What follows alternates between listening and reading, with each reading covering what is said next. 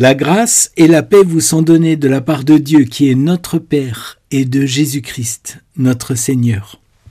Chers amis, ce culte, c'est un moment où Dieu veut se rendre présent à chacun de nous, quelle que soit notre situation, quelle que soit notre croyance. Il se rend présent dans les chants, dans les textes de la Bible, dans les prières. Il se rend mystérieusement présent, parce que nous sommes ensemble sur ces ondes en son nom. Fermons les yeux un instant et goûtons à sa présence à côté de nous. Comme pour Élie, il passe près de nous, comme dans une brise légère. Prions. Oui, Seigneur, tu es là auprès de chacun d'entre nous. Tu poses en cet instant ta main sur nous. Tu veux nous bénir maintenant. Tu veux nous faire connaître que tu es un Dieu proche, que tu désires marcher avec chacun de nous pour instaurer ton règne de paix dans nos vies, en nous et entre nous.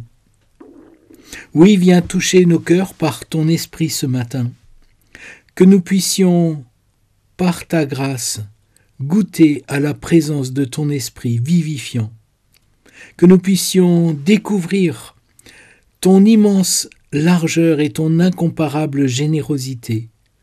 Louange et gloire à toi, ô Dieu. Amen.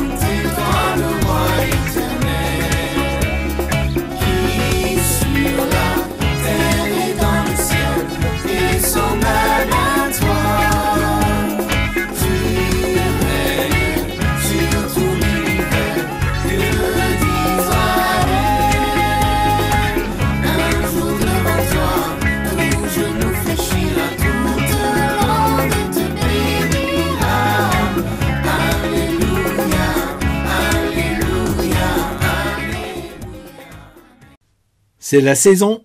Les premières pousses, mais aussi toutes sortes de mauvaises herbes sortent de terre. Alors que se passe-t-il si on ne les retire pas? Les jardins et les allées sont envahis et toutes les belles fleurs sont étouffées. C'est pourquoi il faut désherber régulièrement, sinon cela devient trop difficile. Notre cœur, c'est le jardin de Dieu. Planté de belles fleurs, mais il y pousse aussi toutes sortes de mauvaises herbes. Si on ne fait pas attention, toutes ces mauvaises herbes envahissent notre cœur. Et les graines de Dieu ont bien du mal à pousser. C'est pourquoi il est nécessaire tous les jours de demander pardon à Dieu. C'est un peu un désherbage quotidien de notre cœur. Et nous pouvons le faire parce que nous sommes sûrs que Dieu ne nous rejette pas, mais qu'il nous pardonne, et que même il arrache lui-même ces mauvaises herbes de notre cœur. Et il nous donne son Esprit Saint, un peu comme un engrais pour que ces graines à lui poussent mieux. Je vous invite à prier.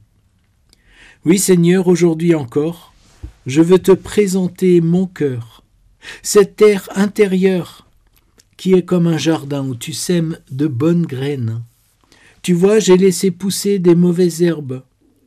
Je te présente ces moments où je n'ai pas toujours eu le courage d'aimer selon ton cœur, où je ne sais pas toujours comment m'y prendre avec les autres, où je suis tenté de rendre les coups pour les coups, auprès de mes amis, à l'école, de mes frères et sœurs, de mes voisins, de mes collègues. Oui, Seigneur, sûr de ton amour sans condition, je reconnais que je m'égare et que je rate la cible. C'est pourquoi je te demande pardon. Viens toi-même arracher ces mauvaises herbes qui empêchent ma vie de se déployer comme tu le voudrais. Amen. Dieu est amour. L'amour de Dieu a été manifesté envers nous en ce que Dieu a envoyé son Fils unique dans le monde, afin que nous vivions par lui. À tous ceux qui reconnaissent leurs péchés, leurs égarements, leurs désarrois, Dieu pardonne par Jésus-Christ et par son Saint-Esprit. La capacité de vivre une vie nouvelle nous est accordée. C'est pourquoi nous nous réjouissons pour le salut que Dieu nous accorde. Amen.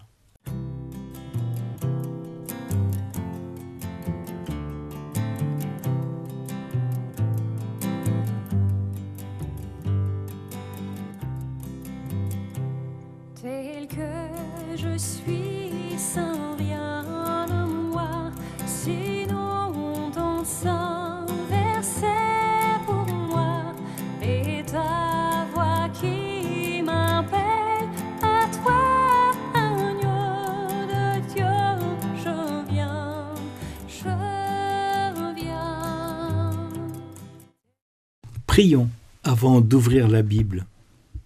Oui, Seigneur, c'est avec une certaine crainte que j'ouvre la Bible parce que je ne la possède pas, je ne la maîtrise pas, elle n'est pas à mon service. Au contraire, c'est ta parole qui vient s'adresser à moi et je voudrais apprendre à la recevoir avec ton intelligence, avec ta force de caractère. C'est pourquoi, Seigneur, je te le demande, viens par ton Esprit Saint m'enseigner en ouvrant ta parole. Amen. Et nous lisons aujourd'hui dans l'Évangile de Luc au chapitre 9, les versets 28 à 36. Jésus prit avec lui Pierre, Jean et Jacques, et il monta sur la montagne pour prier. Pendant qu'il priait, l'aspect de son visage changea, et son vêtement devint d'une blancheur éclatante. Et voici que deux hommes s'entretenaient avec lui, c'étaient Moïse et Élie. Apparaissant dans la gloire, ils parlaient de son prochain départ, qui allait s'accomplir à Jérusalem. Pierre et ses compagnons étaient accablés de sommeil, mais restés éveillés, ils virent la gloire de Jésus et les deux hommes qui étaient avec lui. Au moment où ces hommes se séparaient de Jésus, Pierre lui dit « Maître, il est bon que nous soyons ici. Faisons 3 abris, un pour toi, un pour Moïse et un pour Élie. » Il ne savait pas ce qu'il disait. Il parlait encore, quand une nuée vint les couvrir. Les disciples furent saisis de frayeur en les voyant disparaître dans la nuée. Et de la nuée sortit une voix qui dit « Celui-ci est mon fils bien-aimé, écoutez-le. » Quand la voix se fit entendre, Jésus se retrouva seul. Les disciples gardèrent leur silence, et à cette époque-là, ils ne racontèrent rien à personne de ce qu'ils avaient vu. Et nous lisons ensuite dans la lettre aux Philippiens au chapitre 3, les versets 20 et 21. Quant à nous, notre droit de cité est dans le ciel, d'où nous attendons aussi comme Sauveur le Seigneur Jésus-Christ. Il transformera notre pauvre corps pour le rendre conforme à son corps glorieux, par le pouvoir qu'il a de tout soumettre à son autorité. Seigneur, tu as les paroles de la vie éternelle. Garde-nous dans ta parole. Amen. J'ai été frappé par ce terme de pauvre corps dont parle Paul dans sa lettre aux Philippiens. Nos pauvres corps, ça me parle tellement, peut-être parce que l'âge venant, je vois des capacités qui diminuent, des douleurs qui apparaissent, des mouvements que j'ai plus de mal à faire qu'avant, quelquefois des maladies qui nous mettent face à notre petitesse. Alors cette promesse, il transformera notre pauvre corps pour le rendre conforme à son corps glorieux, me parle très fort. Et peut-être qu'on pourrait prendre ce terme de pauvre corps aussi dans d'autres sens. Je pense par exemple au corps paroissial. La paroisse, la communauté chrétienne, c'est le corps du Christ. Et quelquefois, notre paroisse, c'est un bien pauvre corps. Pourtant, il y a aussi des moments de transformation, voire de transfiguration dans nos paroisses, des moments où la joie, la beauté éclatent. On peut penser à certaines fêtes d'église, comme pour l'église protestante à Nantes, en septembre dernier, avec 3 baptêmes d'adultes par immersion dans l'océan, ou encore l'ordination de notre pasteur Raphaël Gondran, 15 jours plus tard. Moi, il me reste un moment de transfiguration absolument unique, c'était au moment des JMJ de Paris. Je ne sais pas si vous avez été présent au moment des JMJ de Paris, mais si vous avez pris le métro pendant les JMJ, c'est quand même un endroit, le métro, où habituellement les gens sont assez tristes, ont même des figures assez sévères, assez fermées, et pendant les JMJ, tout le monde était souriant, tout le monde avait la banane, tout le monde avait la pêche, les gens se regardaient, se parlaient, il y avait des jeunes qui étaient là avec plein de couleurs, qui chantaient des fois dans les rames de métro. C'était vraiment un changement très profond pendant cette semaine des JMJ dans tout Paris. Il transformera notre pauvre corps pour le rendre conforme à son corps glorieux. Oui, nous avons tous, à certains moments, pu toucher du doigt ces transformations, cet avant-goût de ce qui nous attend. Peut-être avez-vous vu le match de rugby le samedi 15 mars, lorsque la France a remporté le tournoi des 6 nations. Il y avait une émulation, une joie, quelque chose de transcendant. C'est vrai que le rugby, c'est un sport qui a été créé à partir des valeurs chrétiennes, avec l'insistance sur le collectif, le fair play, le respect de l'adversaire, voilà, des valeurs profondément évangéliques. Alors, est-ce qu'il y a eu une transfiguration de cette équipe de France à la fin de ce match avec cette victoire incroyable du tournoi des 6 nations le samedi 15 mars? Et est-ce que Jésus serait une sorte de champion transfiguré lui aussi par un exploit sportif? Peut-être que nous pouvons rentrer un peu dans ce texte de l'Évangile pour voir qu'est-ce qu'il nous dit sur Jésus en particulier. Jésus, c'est d'abord celui qui a rompu la barrière qu'il y a entre notre monde incarné, terrestre, et cet au-delà qui est le monde de Dieu. Et dans cette vision où les disciples voient Jésus en tête-à-tête avec Moïse et Élie, c'est une manière de dire que il y a de nouveau une pleine communion, une pleine relation, une pleine circulation, communication entre notre monde et le monde de Dieu. Moïse et Élie, ce sont des personnages exceptionnels dans le Premier Testament. Le premier, Moïse, c'est celui qui a été en tête-à-tête avec Dieu et qui avait un visage rayonnant parce qu'il avait été face à Dieu, même si Dieu, lui, s'est mis de dos, afin de ne pas de permettre que Moïse puisse survivre à cette expérience. Moïse, c'est celui qui a donné la Torah au peuple. C'est vraiment le plus grand de tous les prophètes, dit le Deutéronome. Et Élie, c'est le prophète qui n'a pas connu la mort, celui qui a été emporté devant son disciple Élisée sur un char de feu. C'est le prophète que les Juifs attendent chaque année parce qu'il préfigure l'arrivée du Messie. Avant la venue du Messie, c'est d'abord Élie qui doit venir. Alors, ces deux personnages sont des personnages fondamentaux du Premier Testament. Jean Damascène, un homme qui a quitté de hautes fonctions qu'il occupait au tournant du 7e, 8e siècle, s'est fait moine près de Bethléem. Il a écrit beaucoup de textes, et en particulier des liturgies qui ont toujours cours actuellement. Et Jean Damascène a imaginé ce que ces personnages pouvaient se dire dans ce moment-là.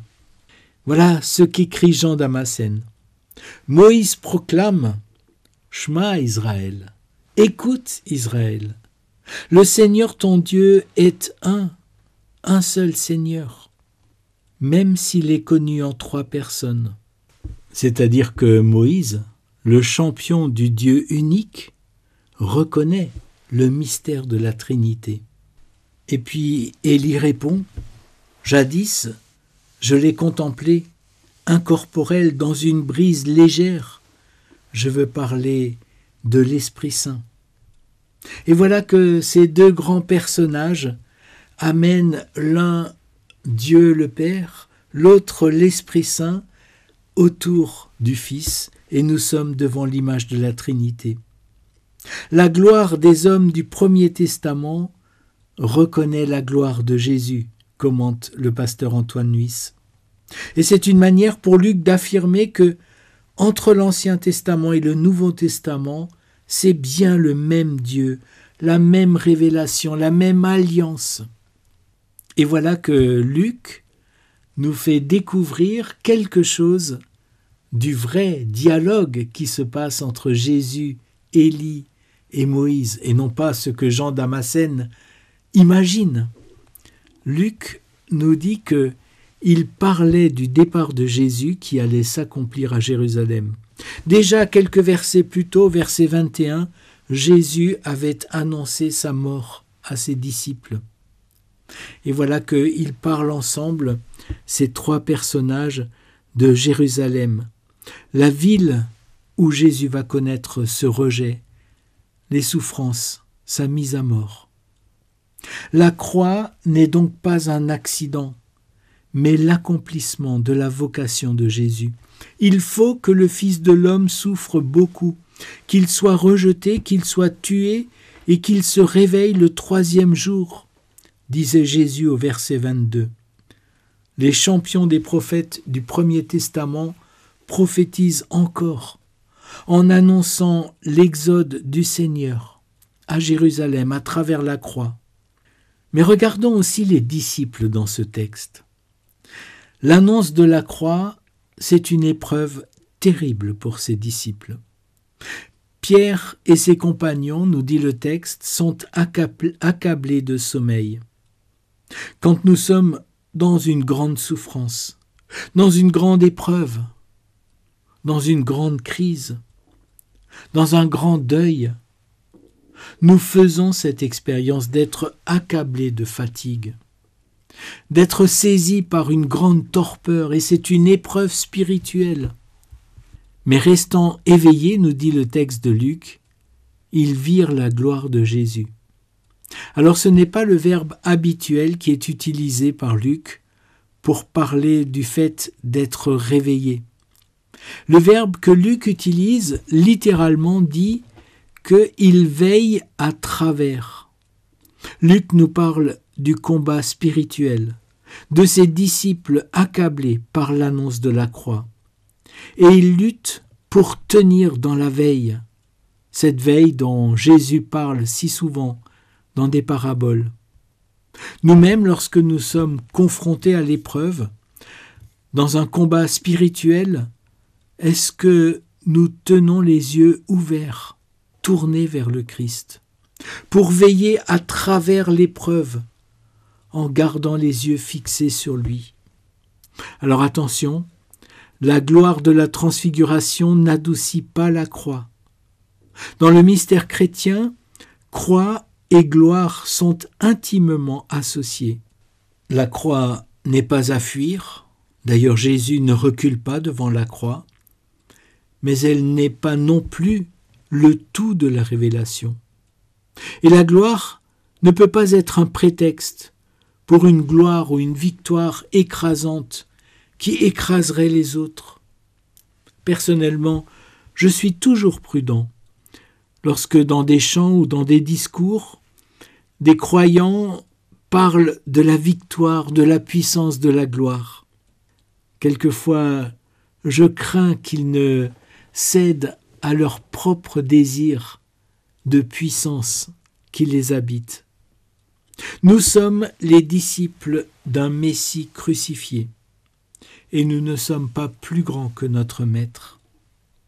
Après la transfiguration et cette rencontre avec Moïse et Élie, un nouveau signe, celui de la présence de Dieu avec cette voix du ciel.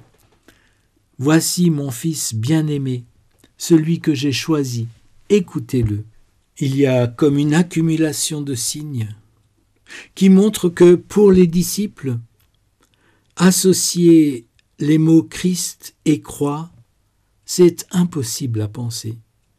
Comme si Dieu utilisait tous les moyens qui sont à sa disposition pour désigner Jésus comme son champion absolu, transfiguré non par un exploit sportif, mais dans la traversée même de l'épreuve de la passion. Rappelons-nous cette parole de Jésus à Philippe. « Qui me voit, voit le Père ». Même et peut-être surtout quand Jésus est attaché à la croix. Amen.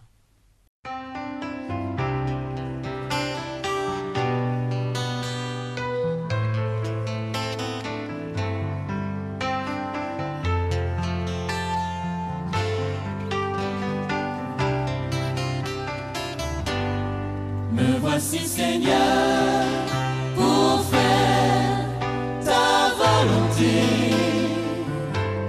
Je te donne mon cœur et toutes mes pensées. Me voici Seigneur pour faire ta volonté. J'abandonne ma vie et t'offre mon avenir.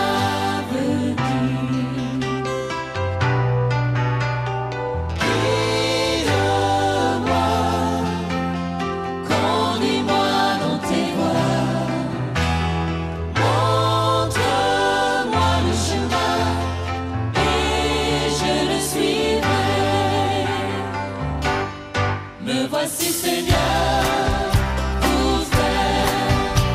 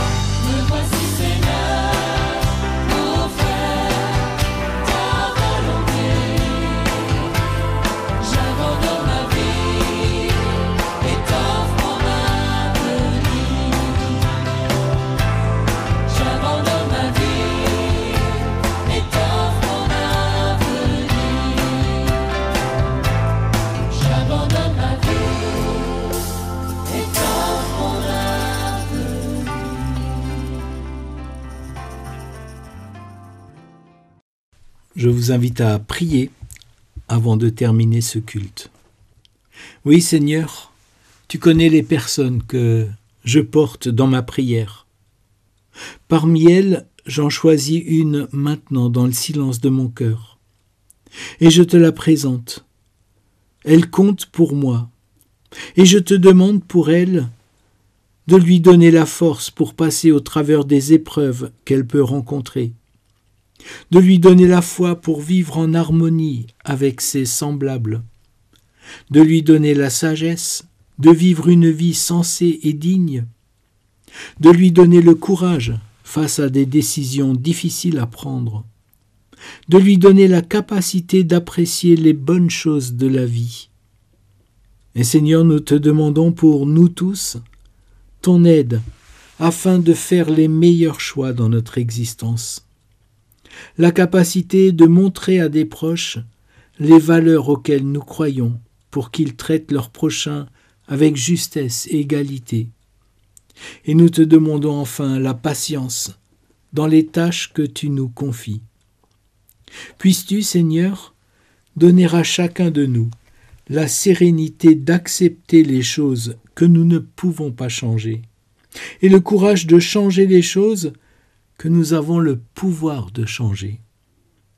Ensemble, nous nous confions à toi en te disant « Notre Père qui es aux cieux, que ton nom soit sanctifié, que ton règne vienne, que ta volonté soit faite sur la terre comme au ciel. Donne-nous aujourd'hui notre pain de ce jour. Pardonne-nous nos offenses, comme nous pardonnons aussi à ceux qui nous ont offensés. Et ne nous laisse pas entrer en tentation, mais délivre-nous du mal.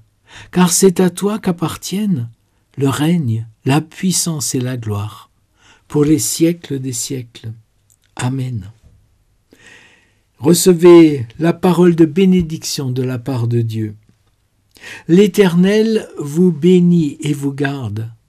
L'Éternel tourne sa face vers vous et vous accorde sa grâce. L'Éternel porte sur vous son regard et vous donne sa paix. Amen.